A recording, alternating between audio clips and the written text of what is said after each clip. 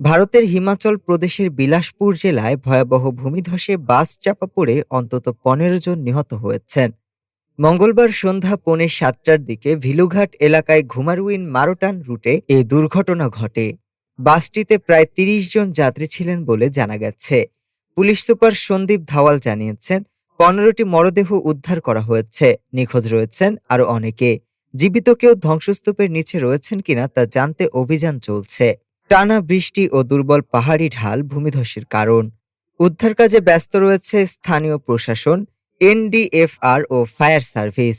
তবে টানা বৃষ্টিতে তা ব্যাহত হচ্ছে। মুখ্যমন্ত্রী সুখবিন্দর সিং উদ্ধার তৎপরতার নির্দেশ দিয়েছেন।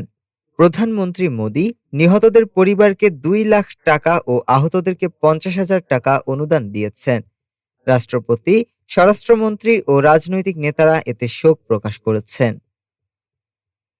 ডেস্ক রিপোর্ট, আজ বার্তা।